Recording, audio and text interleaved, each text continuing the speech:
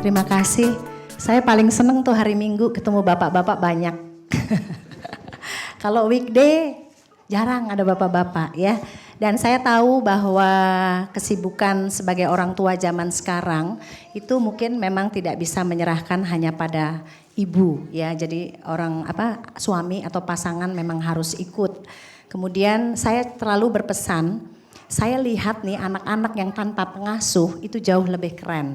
Jadi walaupun di rumah ada pengasuh, tetap leadernya adalah orang tua. Ini saya angkat hari ini mengajak Dr. Prisil. Terima kasih Dr. Prisil. Dr. Prisil ini dokter bedah plastik yang seringkali nyasar kasus-kasus yang harus ditangani oleh pakarnya itu datang ke kita ya. Tapi hari ini kita nggak akan belajar tentang bagaimana menjahit, bagaimana enggak. Sesuatu yang sangat sederhana yang sebetulnya mungkin nggak harus ke dokter. Ya, saya selalu berprinsip bahwa orang tua, terutama ibu, adalah dokter terbaik untuk anak. Ya, yang kita mau bahas yang bagiannya saya, biasanya demam tinggi itu seringkali terjadi. Kemudian diare gitu ya. Sebetulnya hal-hal ini tuh nggak perlu banyak obat sebenarnya. Ya, jadi kalau bisa, apalagi kita mulai dengan bayi-bayi ya di sini hampir semua mungkin di bawah 1-2 tahun anak ya. Kalau bisa minimalkan pemakaian obat. Kalau bisa ya, supaya kalau nanti perlu gampang banget ngobatinnya. Tapi makanya saya bukan pelit resep sih, saya mau sih obral resep. Kalau bisa saya WhatsApp resep. Tapi saya merasa sayang. Karena saya pribadi dulu waktu saya punya bayi ke dokter hanya untuk mengkonfirmasi. Obatnya saya simpen biasanya. Ya, nah kemudian juga trauma kepala ya begitu jeblok anaknya jatuh udah buru-buru datang ke emergency padahal kita juga nggak apa-apain. Nah kita sekarang kasih tipsnya. Kemudian mimisan juga bikin orang takut gitu ya.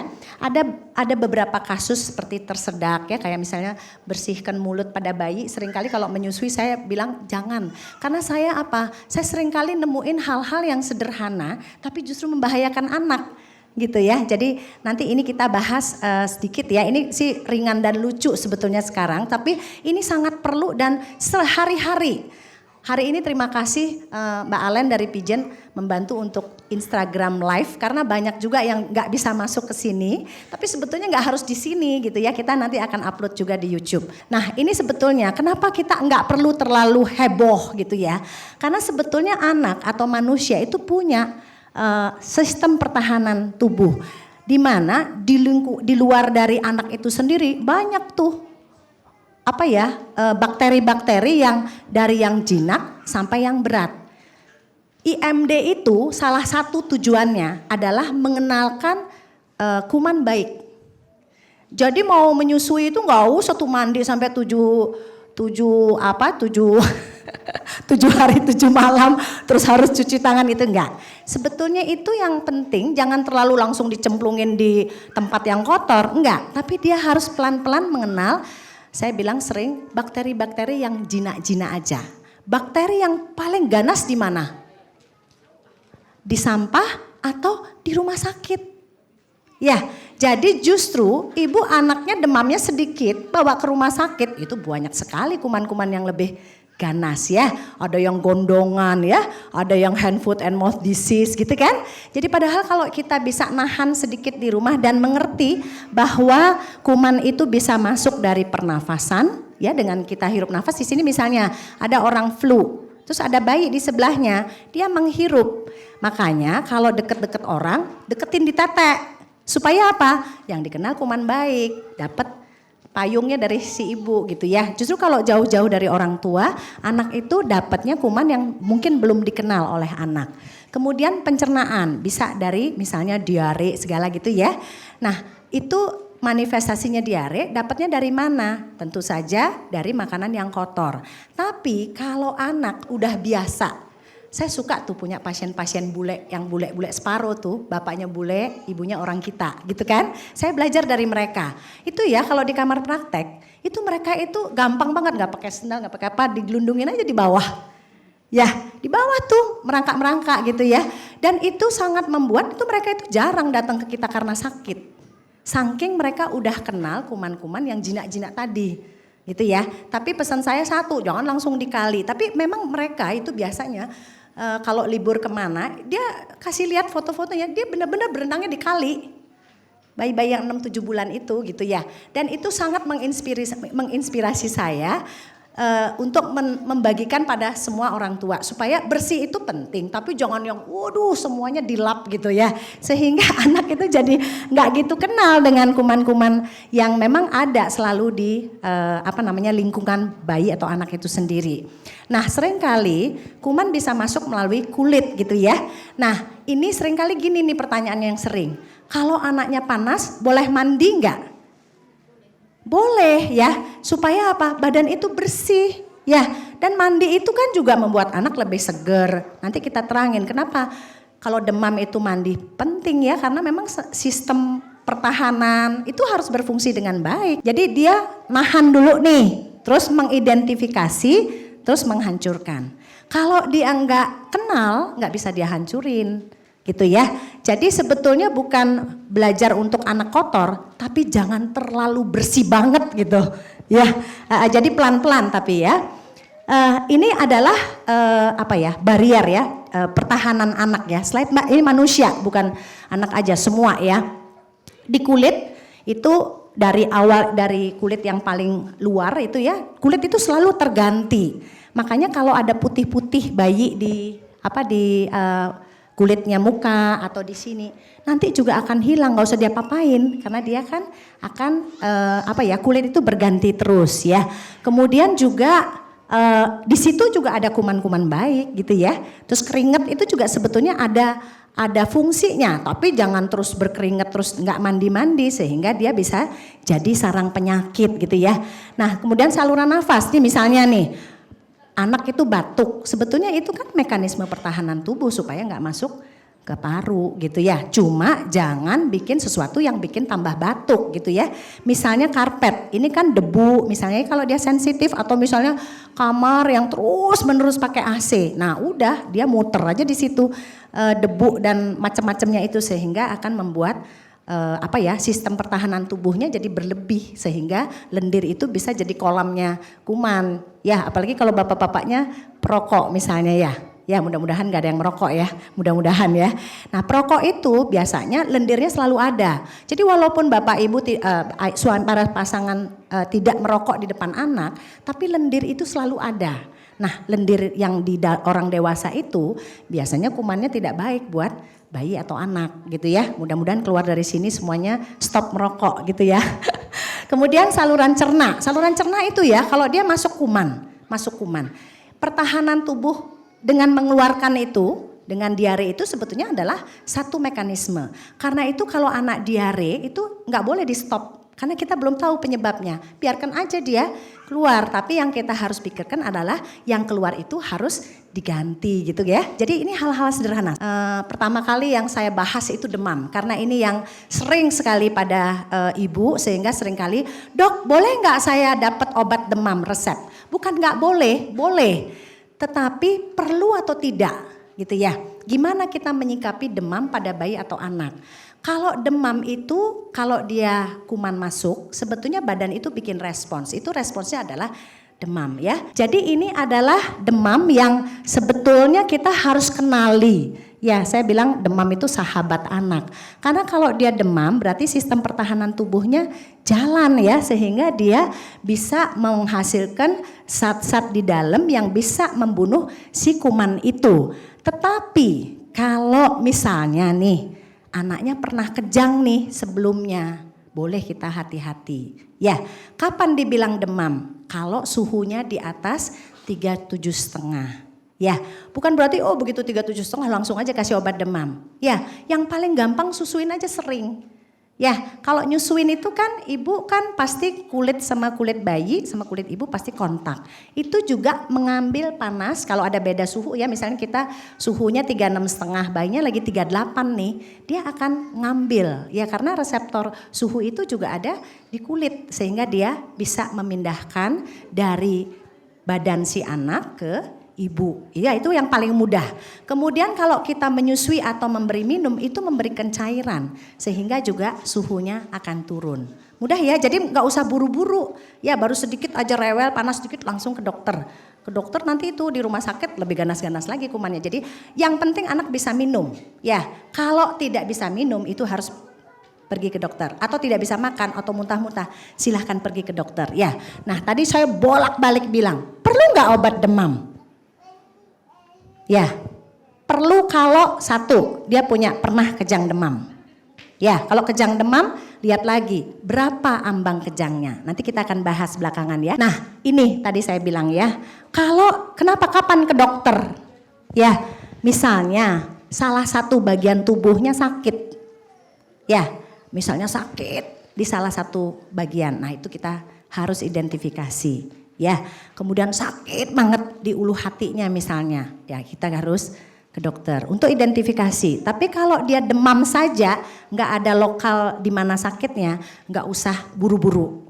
Ya, tadi demam yang paling gampang kasih cairan. Cairan kalau di bawah 6 bulan udah pasti nyusu. Kalau di atas 6 bulan banyak. Ya, nggak mau makan, yang penting minum. Ya, cairan yang penting. Mereka kalau sakit itu nomor 1, kalau demam nih pentingnya cairan. Cairan itu macam-macam. Kalau di atas 6 bulan kan bisa sup, ya, bisa susu, bisa buah gitu ya, bisa air gitu ya. Itu cairan, yang mana aja boleh. Nah, kalau muntah-muntah kita jadi susah. Nah, itu mungkin yang pergi ke dokter ya, untuk mengatasi muntahnya. Muntah aja saya sering kali bilang, kalau masih bisa ngasih dikit-dikit tapi sering, nggak usah buru-buru obat. Tapi kalau muntah banget, terpaksa kita memberi obat muntah. Ini yang juga sering salah ya. Kalau ngasih obat muntah ya, jangan dikasih air habis itu banyak-banyak, muntah lagi dia. Ya, karena obat itu kan dia masuk ke lambung dulu. Di lambung itu dia nggak langsung ke bawah, ya, ke usus 12 jari di bawahnya. Kalau dia masih di lambung, ya, itu kira-kira 2 jam, dia akan bisa keluar lagi. Artinya saya sering pesen, puasain anak 2 jam aja biar obatnya masuk. Ya, tapi kalau nunggu 2 jam udah marah-marah banget, kasih minum sedikit-sedikit, yang penting ininya basah. Supaya enggak muntahnya berlanjut. Ya, kalau kita perlu obat ya. Tapi kalau kita bisa menahan volume yang masuk misalnya sedikit-sedikit, biasanya muntah itu justru karena kebanyakan minum jadi muntah-muntah karena memang dia mual gitu. Ya, jadi jangan buru-buru gitu ya. Kemudian biasanya kalau anak sakit pasti nafsu makan itu berubah. Ya, biasanya bisa nggak dikasih penambah nafsu makan? Bukan nggak bisa, tapi juga nggak akan bekerja.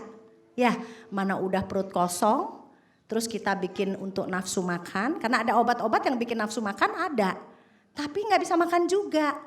Yang ada adalah memperberat perutnya, karena kan dia udah kosong, kita kasih obat banyak-banyak. Ya, nggak bisa juga makan, karena mungkin nyeri tenggorokannya, mungkin mulutnya nggak enak, nggak bisa juga. Jadi sabar. Ya, tetapi dalam bersabar nggak boleh, nggak ada cairan masuk itu nggak boleh. Ya, kalau nggak ada cairan masuk biasanya kita organ memberikan sinyal, biasanya dia nggak kencing.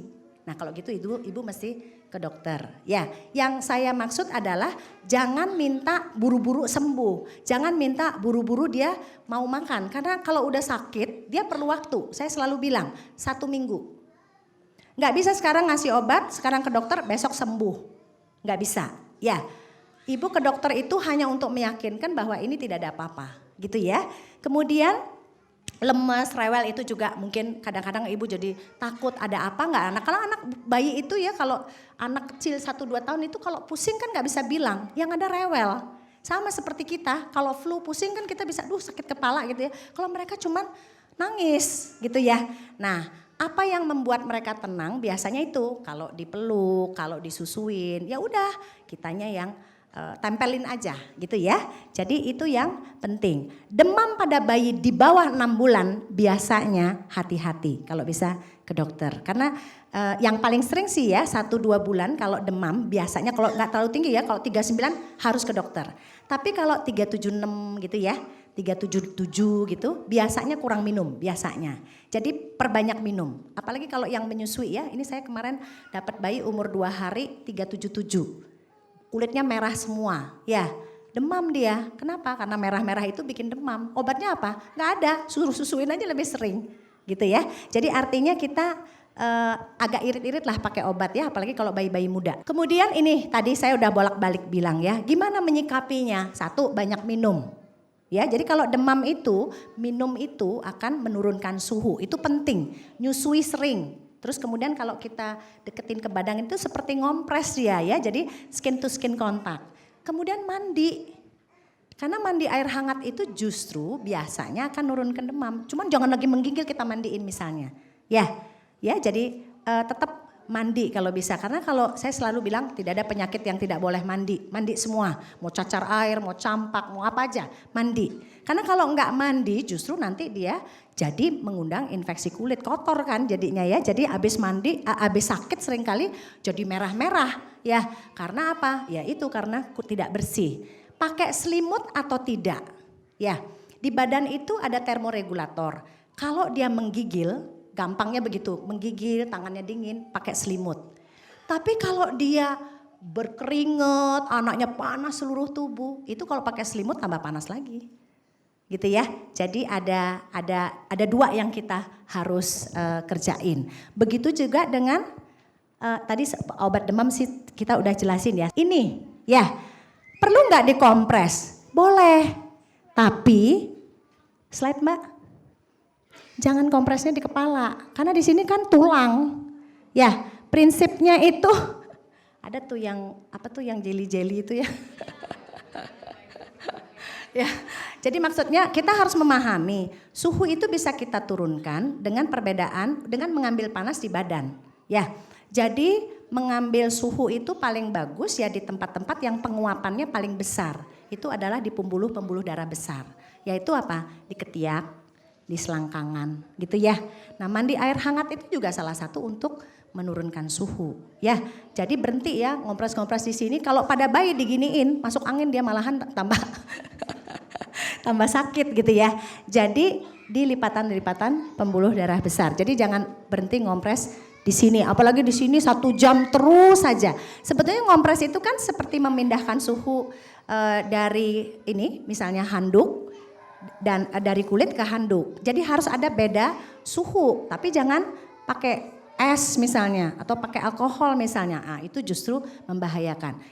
Ambil beda suhu misalnya kayak air biasa atau air hangat. Ya, misalnya dia 40 gitu ya. Kalau kita ngompres dengan air hangat itu kan sekitar 37 38.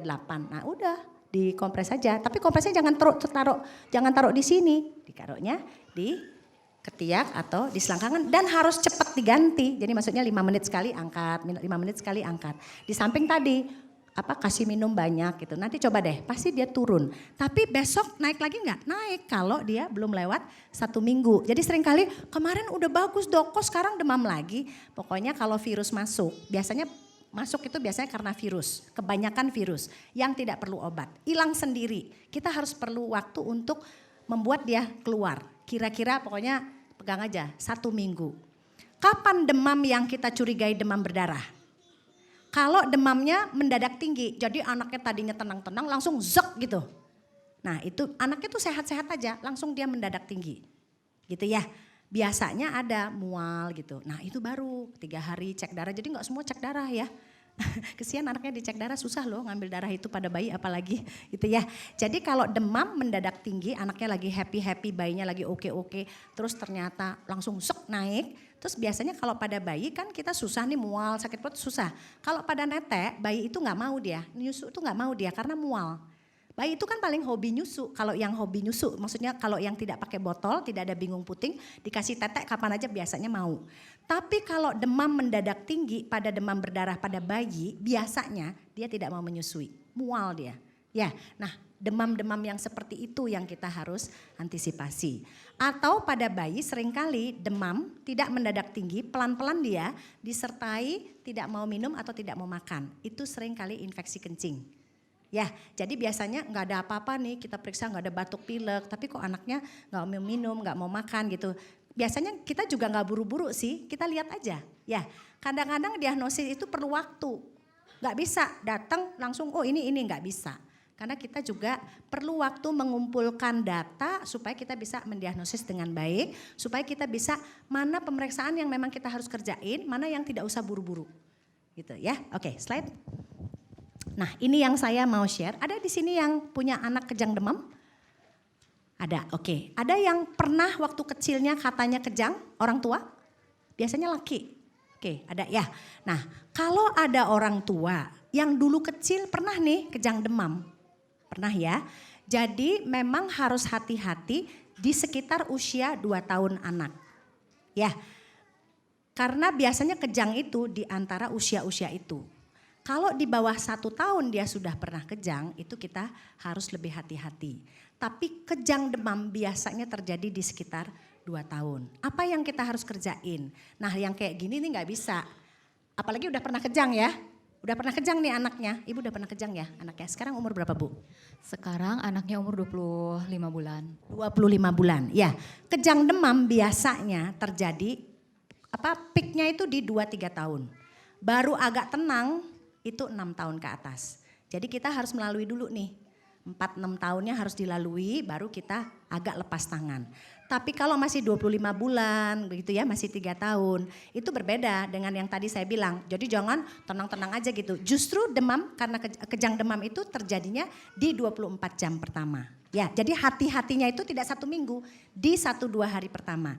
Biasanya kejang demam itu demamnya mendadak tinggi, tapi ada juga yang kejangnya cuma 38. Coba klik videonya Mbak. Ini adalah salah satu, ini mungkin orang tuanya nggak ada di sini, tapi saya udah minta izin ya. Ini anaknya tuh 37,6 udah kejang.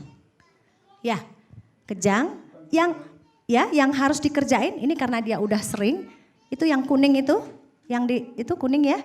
Itu adalah diazepam. Jadi itu harus dimasukkan segera. Ya, kalau sudah pernah kejang harus punya itu di rumah. Ya, pergi ke dokter atau jalan-jalan bawa, apalagi kalau traveling. Seringkali kejang ini jarang terjadi di rumah sakit atau di kita. Tapi sering tuh di ruang tunggu, lagi jalan pulang ya. Jadi itu kalau udah pernah kejang, jadi ini bawa. Atau orang tua yang kecilnya pernah kejang dan anaknya tuh sering demam tinggi. Cuma siap-siap saja, tidak untuk dipakai. Ya gitu ya. Ya oke, diklik. Jadi kejang, silakan.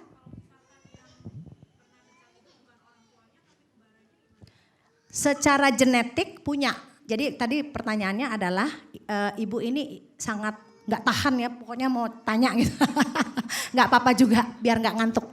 Jadi kalau sudah ada dalam keluarga, ini justru orang tuanya nggak pernah kejang. Yang kejang adalah kakaknya, jadi pamannya. Ya, yang punya riwayat kejang itu adalah kakak dari ibunya. Ya, jadi kalau dalam satu keluarga secara genetik itu ada, kita tetap harus hati-hati. Cuman nggak semua, ya kita nggak pernah tahu yang mana. Tapi kejang yang pertama kali itu biasanya di sekitar usia 1,5-2 tahun biasanya. Tapi jangan dari bayi siapin stesolid nggak usah, ya. Tapi kalau misalnya bapaknya pernah kejang nih, ya kita siap-siap, ya bisa jadinya. Ya, ada dalam satu keluarga, kembarannya apalagi bisa. Karena ini juga pamannya gitu ya. Ini 37,5 udah kejang dia ya. Oke, nah ini yang sering kali juga ya.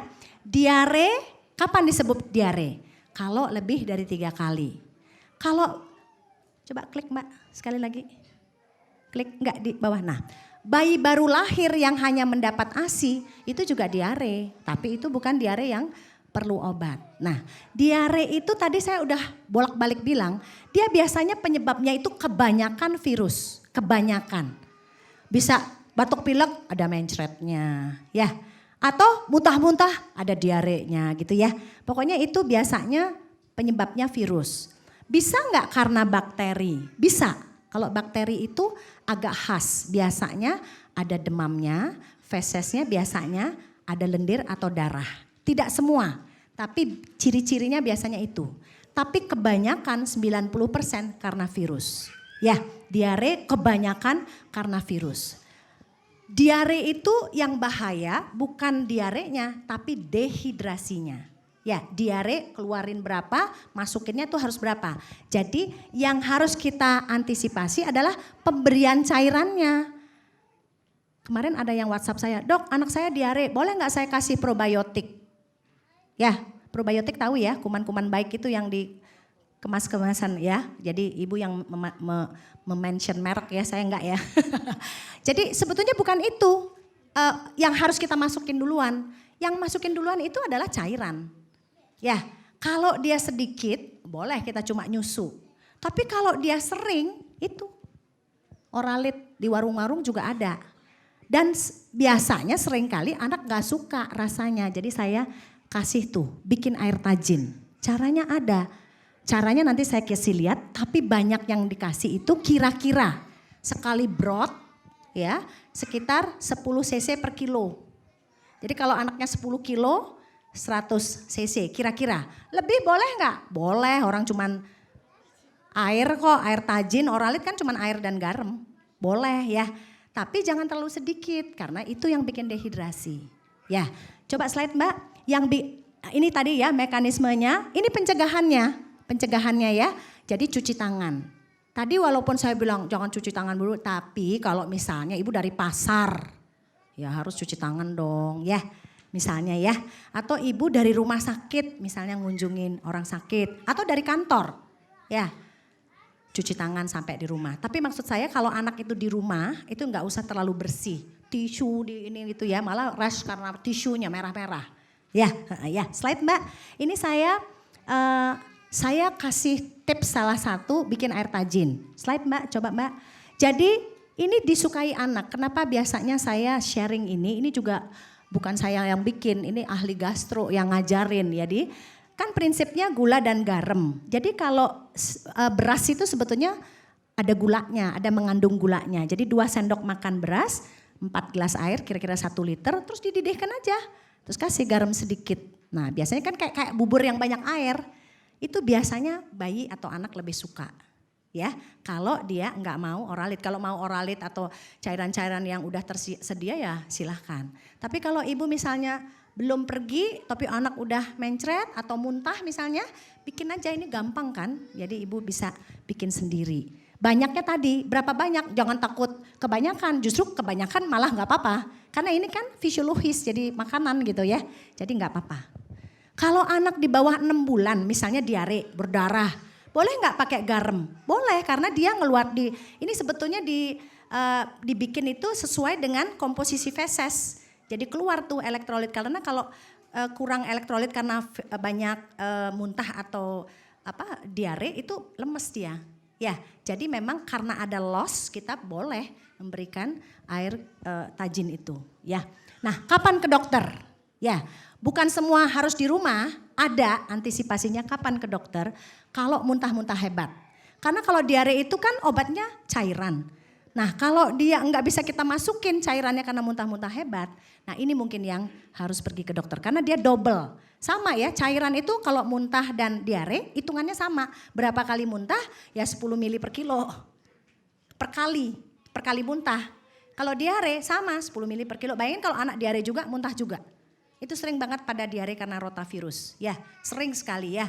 Kadang-kadang ibu-ibu minta izin untuk berenang di kolam. Bukan gak boleh, tetapi biasanya ini yang saya sering kali pada lihat ya. Jadi kalau misalnya habis berenang gitu ya, datang diare gitu. Pakai muntah, pakai diare. Nah itu agak cepat dehidrasinya gitu ya.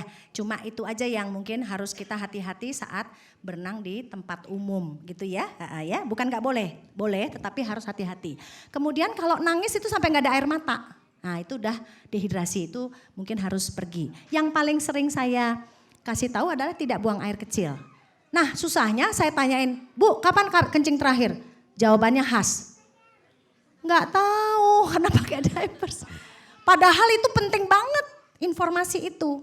Ya kencing itu seringkali dia bareng sama diare. Tapi bisa juga nggak ada kencingnya kalau udah dehidrasi. Jadi justru ibu harus hati-hati kalau anak lagi diare, ibu pakai diapers. Karena ini gampang ya kalau dia kencing itu kan 3 jam sekali normalnya. Kalau cairannya cukup. Kalau ibu pakai diapers terus ibu jawab nggak tahu, apalagi kalau anaknya gemuk, itu nggak kelihatan dia dehidrasi. Ya, jadi kalau diare kalau bisa nih mendingan pakai perlak. Kotor-kotor sedikit, tidak harus pergi ke dokter buru-buru, tapi ibu tahu persis, oh dia kencing, tenang. Ya, Tapi kalau dia nggak kencing, karena air mata kering itu juga agak lama dia prosesnya. Yang paling gampang itu kencing. Kencingnya tuh tadinya tuh jernih terus jadi pekat gitu. Pada beberapa bayi jadi ada spot-spot merah, jadi kayak pink gitu dia. Ya, atau itu kalau udah berlanjut nggak kencing. Nah itu sih harus ke dokter ya. Biasanya 4-6 jam atau disertai demam tinggi. Demam itu juga bikin dehidrasi. Bayangin anak udah keluar cairan terus demam tinggi juga. Nah double kan dehidrasinya. Sama biasanya kalau demam ini biasanya karena bakteri. Biasanya walaupun rotavirus itu biasanya demam tinggi juga. Cuma untuk membedakan itu mungkin ibu perlu bantuan dokter gitu ya. Tapi kalau diarenya ada darah itu lebih bagus pergi ke dokter. Ya walaupun anaknya kelihatan tenang-tenang nih tapi diarenya kok ada darahnya. Kita pergi ke dokter. Pada bayi yang hanya minum ASI biasanya 2-3 bulan pertama ini sering ya diare, pupnya banyak tapi ada darah. Kalau betul-betul dia menyusui tidak pakai botol, karena botol itu juga kan sumber kuman ya, maksudnya kuman bisa lewat situ. Itu biasanya karena makanan yang ibunya konsumsi. Ya jadi biasanya saya minta coba, jadi nggak pakai obat dulu. Stop aja dairy produk gitu-gitu ya. Kacang-kacangan kadang-kadang khas banget ibunya habis makan coklat, habis makan udang gitu ya. Nah itu tapi kalau dia cuma begitu ibu boleh di rumah. Apalagi kalau berulang. Biasanya kalau diare berdarah karena alergi itu ya karena sensitif terhadap makanan ibunya biasanya nggak sekali. Nanti kapan-kapan begitu lagi dia. Gitu ya, biasanya nggak sekali. Jadi biasanya ibu yang penting itu tadi antisipasi makanan. Tapi kalau anaknya udah besar, umur 1-2 tahun gitu ya, terus berdarah.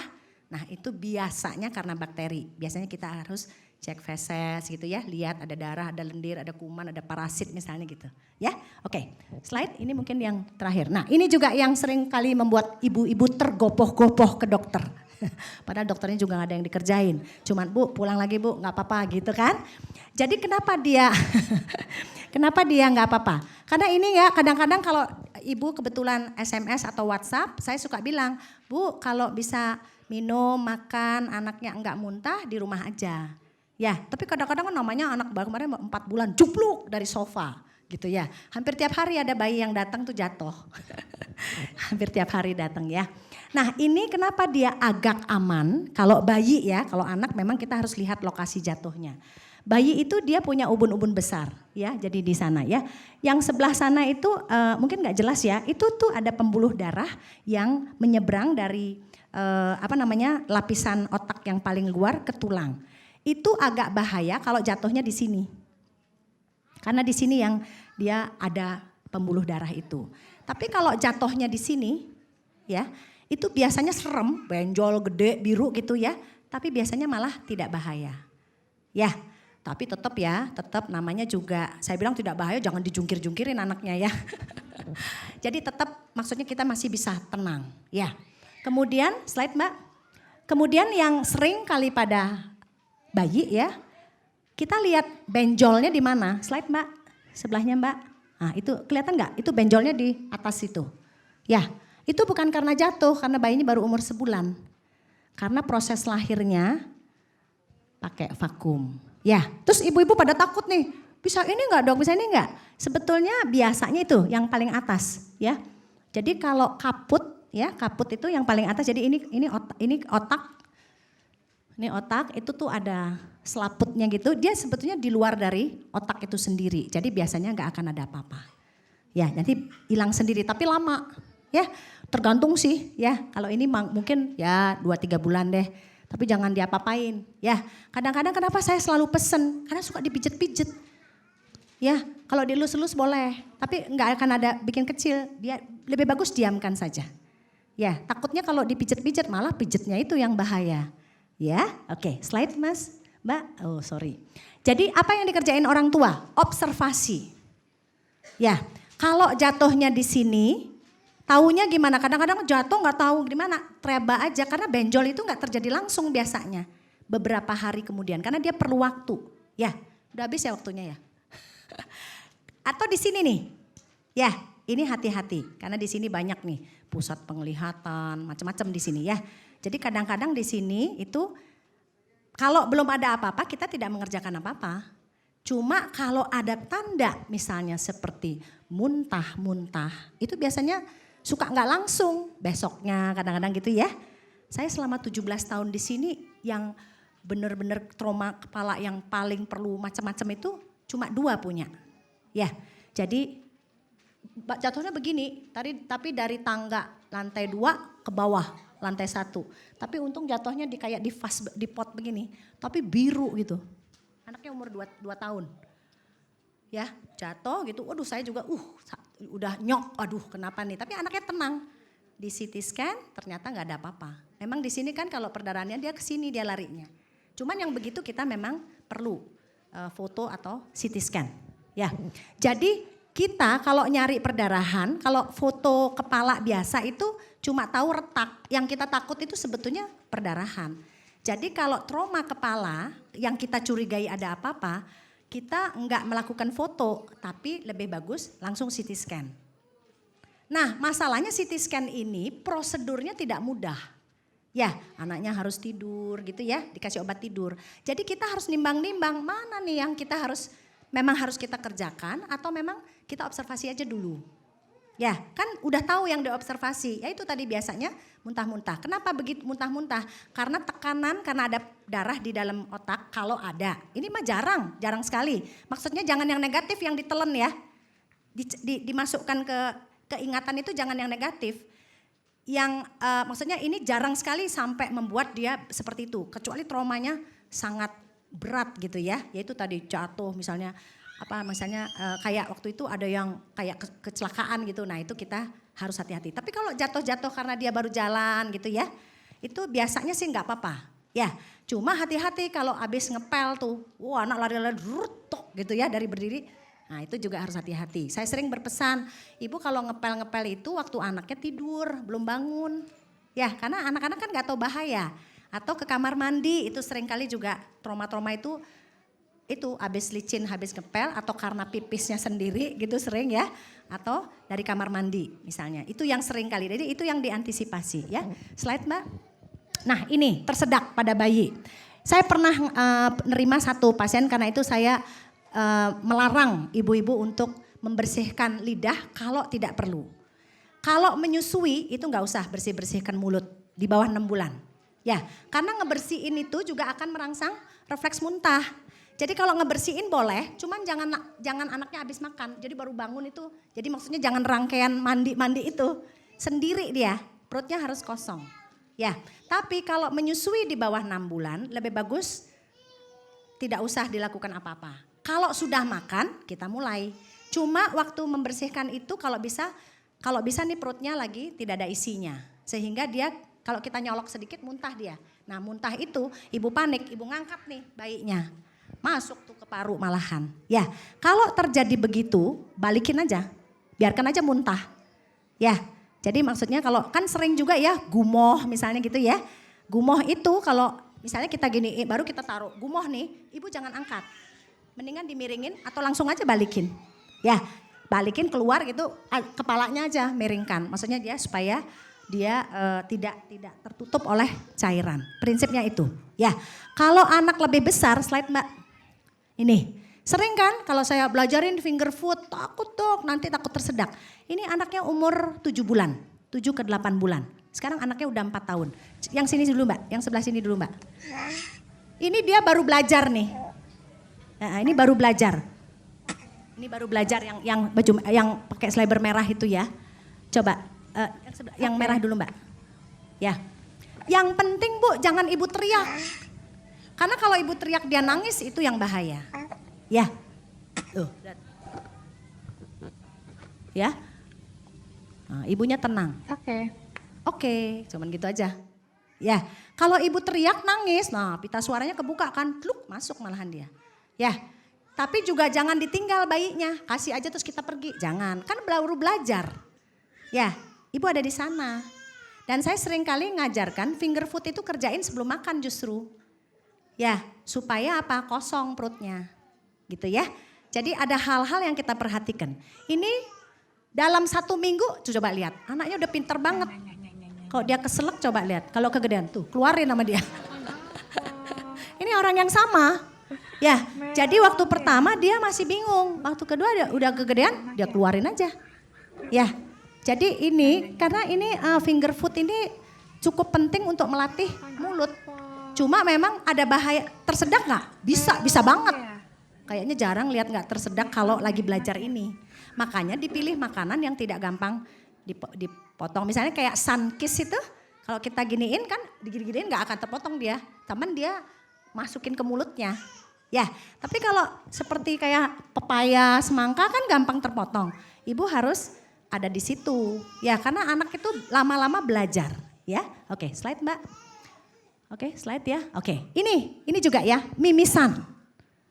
Ada yang kecilnya mimisan di sini? Bapak-bapak biasanya? Oh, banyak ya. Biasanya laki lebih sering. Ya, tapi mimisan ini sama. Sebetulnya kebanyakan nggak apa-apa. Kebanyakan tidak apa-apa. Ya, mimisan biasanya kita biasanya kalau anak datang, orang tuanya nganter karena mimisan pertama, kita lihat senter hidungnya, dari mana asalnya. Kebanyakan dari depan dia, itu.